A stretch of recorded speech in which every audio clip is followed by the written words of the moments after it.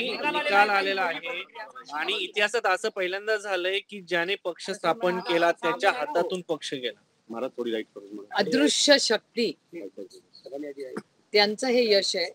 कारण ज्या माणसाने पक्ष स्थापन केला त्याच्याकडून पक्ष काढून घेतणं हे पहिल्यांदाच देशाच्या इतिहासात झालं असेल. पण मला काही आश्चर्य वाटत नाही, कारण काही अपेक्षित होतं. हे महाराष्ट्राच्या विरोधात मोठं षडयंत्र आहे. शिवसेना हा मराठी माणसाचा पक्ष, त्यांचा असंच केलं.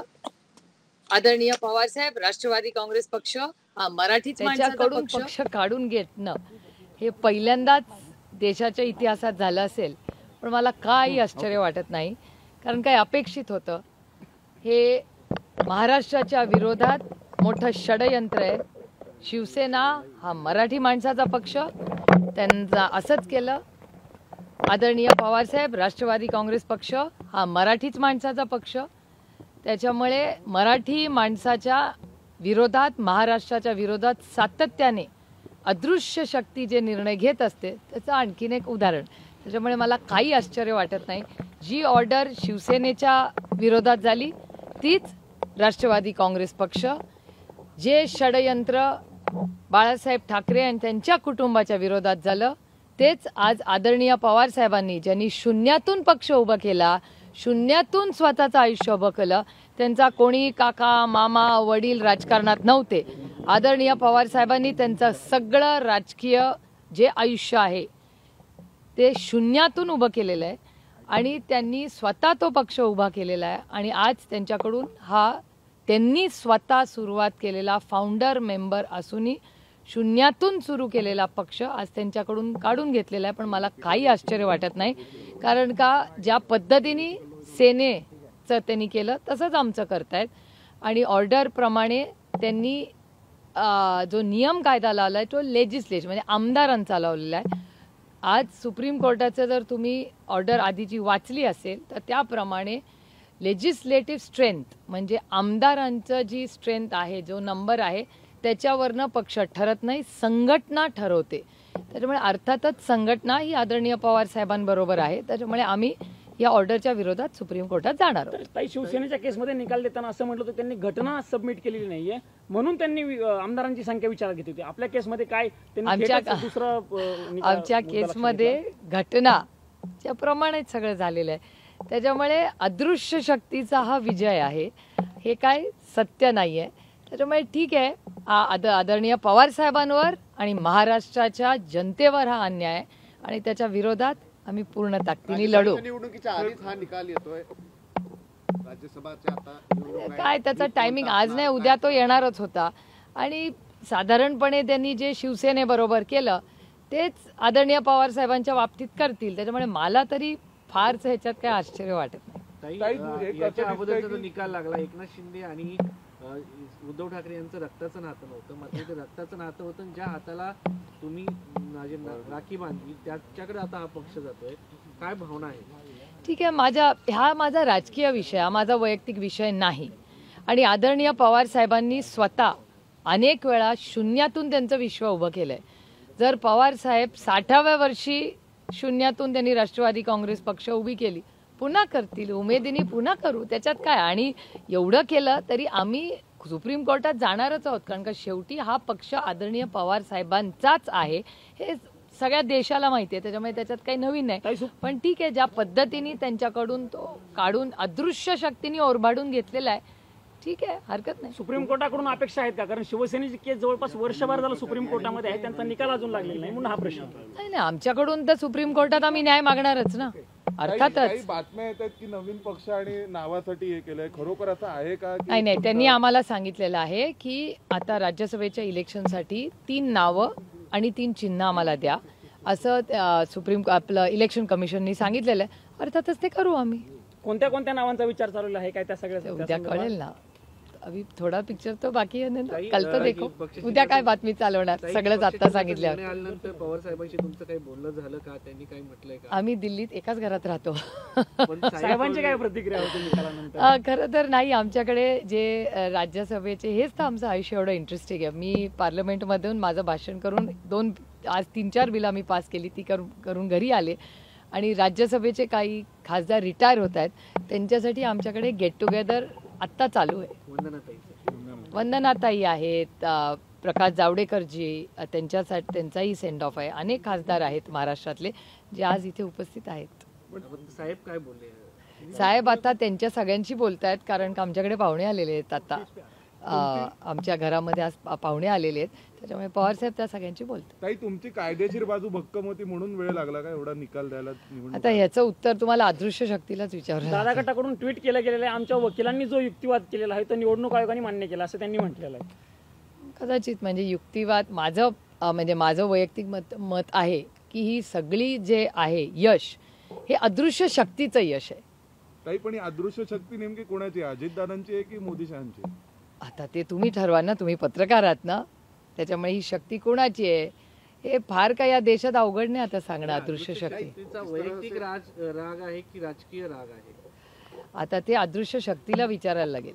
ताई 7-8 वेळा सुनावण्या झाल्या होत्या, त्या सगळ्या सुनावण्याला तुम्ही सुप्रीम इलेक्शन कमिशन मध्ये उपस्थित असलेला मला बघायला मी स्वतः नाही, आदरणीय पवार साहेब पण पवार होते. साहेब होते, तुम्ही होता.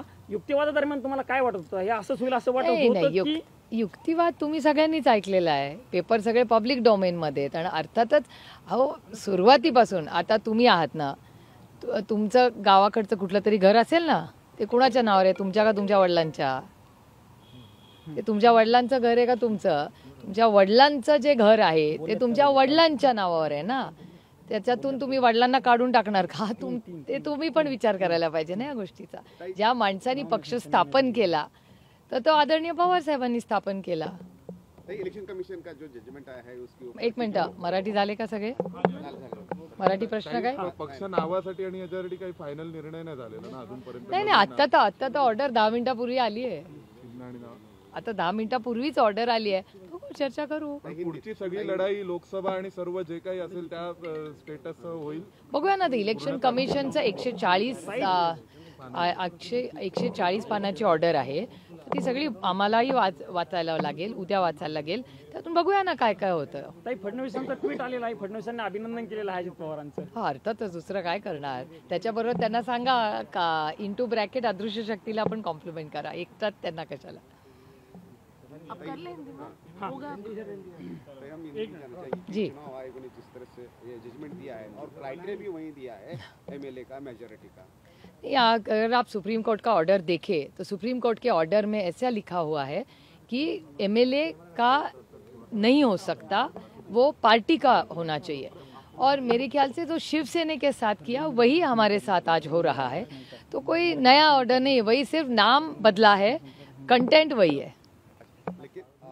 लेकिन नाम अगर बदला हो तो ये टाइमिंग जो है, अभी चुनाव आने वाले, वो राज्यसभा के अभी भी चुनाव है, व्हिप का मुद्दा जो था वो इम्पोर्टेंट था. नहीं, ऐसे अभी कहाँ विप का सवाल आता है? उन्होंने नया नाम मांगा है, मतलब तो वहीगा ना, तो सवाल ही नहीं पैदा होता उसका कोई विप का. इसमें ये कहा गया है कि राज्यसभा के लिए आप पक्ष चुनिए. अगर आप कहेंगे कि हम राज्यसभा का चुनाव कंटेस्ट नहीं कर रहे तो आपको कुछ समय एक्स्ट्रा मिल सकता है क्या? नहीं, अभी तो ऑर्डर आया है, अभी देखेंगे ना. जल्दबाजी किस बात की? मैम, कारण क्या मानती हैं आप इस फैसले का? अदृश्य शक्ति. आपके पक्ष का नेता या फिर चुनाव आयोग, क्या लगता है ये फैसला किसकी वजह से आया है? अदृश्य शक्ति. लेकिन आपने मतलब डॉक्यूमेंट दिए थे, एफिडेविट दिए थे, हाँ, वो तो एफिडेविट दिए थे, हाँ बिल्कुल, एविडेंस दिए थे, वो उसका तो क्या हुआ फिर? अभी इसका सवाल आपको उनको पूछना पड़ेगा ना, मैं इसका जवाब कैसे दे सकती हूँ. आप देख रहे हैं हमारे डॉक्यूमेंट्स भी ठीक थे, और फाउंडर मेंबर, इस पार्टी का फाउंडर मेंबर और फाउंडर लीडर कौन रहा है, तो एक ही नाम है, उसका नाम है शरद पवार. बच्चा इस देश में कश्मीर टू कन्याकुमारी किसी से भी पूछो एनसीपी किसकी है तो शरद पवार का ही नाम लेगा. लेकिन ठीक है, माहौल कुछ और है, अदृश्य शक्ति इस देश में है जो ये सब कर रही है.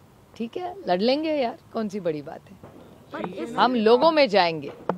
लेकिन आगे की क्या होगी रणनीति? सुप्रीम अरे कोर्ट जाओगे? हाँ बिल्कुल, सुप्रीम कोर्ट तो जाएंगी. अगर हम पे अन्याय होगा तो कोर्ट तो जाना ही पड़ेगा ना. अच्छा, लेकिन सिंबल अभी जो चुनाव आयोग को जो ऑप्शन देने वाले तो हाँ, वो कल दे देंगे. कल तक उन्होंने टाइम दिया है, कल तक 3 नाम और 3 सिंबल उनको देने, तो अब कर देंगे कल वो. नाम के बारे में कुछ सोचा है मैम? अभी करेंगे, कल के लिए तो कुछ रखो, आज ये न्यूज़ करो, कल के लिए तो रखेंगे कुछ। अच्छा, शिवसेना के बाद हमने देखा कि अब ये एनसीपी के साथ हुआ, टूट हुई और मान्यता किसी और को। हमारे पार्टी में टूट नहीं हुई है। हाँ, तो इस ट्रेंड को आप कैसे देखते हैं? चुनाव भी आने वाले हैं लोकसभा नहीं, ये तोड़ मोड़ की जो राजनीति इस देश में चल रही है वो संविधान के बाहर की है। ये जो हो रहा है वो किसी की संविधान के लिए, कि लोकतंत्र के लिए अच्छा नहीं है। बदला हमारे व्यूज़ अलग हो सकते हैं, लेकिन चर्चा तो होनी चाहिए। और जिस तरह से आइस, इनकम टैक्स, सीबीआई और ईडी का यूज़ इस सरकार में हो रहा है, देश है देश, कश्मीर टू कन्याकुमारी पार्टियां तोड़ी जाती है, फैमिलीज तोड़ी जाती है। तो आइस, इनकम टैक्स, सीबीआई और ईडी से ये होता है, लेकिन अभी ये ट्रेंड चल रहा है इस देश में, तो इसके खिलाफ लड़ना पड़ेगा। आप लोगों के पास कानूनी रूप से चुनाव आयोग या फिर कोर्ट की अगर बात करें, क्या विकल्प बचता हुआ नजर आ रहा है? नहीं, हम तो कोर्ट जाएंगे, हमारा पूरा विश्वास है हमको चीफ, क्योंकि ये सुप्रीम कोर्ट का निर्णय क्या है, उनका कहना है कि इलेक्टेड मेंबर्स, एमएलए का स्ट्रेंथ हो ही नहीं सकता, party organisation is the strength. तो अगर पार्टी ऑर्गेनाइजेशन, तो पार्टी ऑर्गेनायझेशन पवार साहब के साथ ही है ना। आता काही दिवसात विधानसभा अध्यक्षांचा निर्णय येईल, काय अपेक्षा आहे? पुढचा प्रश्न आहे, तुम्हाला काय अपेक्षित आहे? हे काय फार रॉकेट सायन्स नाही आहे, अदृश्य शक्ती आहेच ना अजून। त्याच्यामुळे मला शिवसेनेपेक्षा काही वेगळं राष्ट्रवादी काँग्रेसमध्ये होईल असं मला वाटत नाही। याच्यात त्यांनी एक गोष्ट म्हटली कॉन्स्टिट्यूशनच्या बाबतीत की दोन्ही फॅक्शन्सनी कॉन्स्टिट्यूशनचं पालन केलं नाही। It was seen that while both the rival factions had no dispute on the party constitution but they were not adhering to the same and thus this state failed to give any आता कसं आहे, आता तसंच आहे ना, शिवसेनेची order, नाव फक्त बदललं, शिवसेनेचं नाव काढलं आणि तिथे राष्ट्रवादी काँग्रेस पक्षाचं नाव ठेवलं, काही वेगळं नाही केलं। ताई, पण पहिल्यांदा असं पाहायला मिळतंय, शिवसेनेच्या ऑर्डरमध्ये नाही पाहायला मिळालं, बसपाच्या ऑर्डरमध्ये नाही पाहायला मिळालं, जनता पार्टीच्या इथे नाही पाहायला मिळालं की काही म्हणजे 5 आमदार आणि 1 खासदार ज्यांनी दोघांनाही समर्थन दिलं होतं, त्याकडे तुम्ही कसं पाहताय? मी तुम्हाला सांगू, मी कशाकडे काहीच पाहत नाहीये, हे सगळ्याचं क्रेडिट अदृश्य शक्तीला जातं। त्याच्यामुळे नियम कायदे हे त्यांनी पाळलेच नाहीयेत ना। नियम कायद्याप्रमाणे जर झालं असतं तर पक्ष आदरणीय पवार साहेबांना मिळाला असता, पण नियम कायदे तुडवूनच सगळं या देशात चाललंय, दुर्दैव आहे। पण ठीक आहे, आता ते दिवस बघितले, हे बघू पुढच्या काही महिन्यांवरती लोकसभेच्या निवडणूक आलेल्या आहेत, पक्ष आणि चिन्ह जनतेपर्यंत किंवा मतदारांपर्यंत पोहोचण्याचं किती मोठं आव्हान असणार आहे? ते कुठलं आव्हान? पवार साहेब स्वतः 5 चिन्हांवर आयुष्यभर लढले आहेत आणि राष्ट्रवादी काँग्रेस पक्षाची स्थापना जेव्हा झाली तेव्हा सोशल मीडिया पण नव्हता, मीडिया पण नव्हता। तुमच्या कृपेने 1 सेकंदात देशात जाईल, राज्यात कशाला आहे? लोकसभा निवडणुकीपूर्वी सुप्रीम कोर्टाकडनं काही दिलासा मिळेल असं वाटतं? आमच्याकडून प्रयत्न तर राहतील ना, प्रयत्नाती परमेश्वर, प्रयत्न करत राहायचे आणि जेव्हा तुम्ही सत्याच्या बाजूने असता तेव्हा प्रयत्न अवघड नसतात। सत्यमेव जयते। शॉक किंवा काहीच प्रकारे धक्का बसलेला नाही असं वाटतंय, म्हणजे तुम्हाला सगळं अपेक्षितच होतं का? काय तुमचं काय सांगते? तुम्हीच मला याचं उत्तर सांगा, तुम्हाला काही वेगळं अपेक्षित होतं का? अपेक्षित नव्हतं, पण ताई तासन आर्ग्युमेंट झाली तेव्हा तुम्ही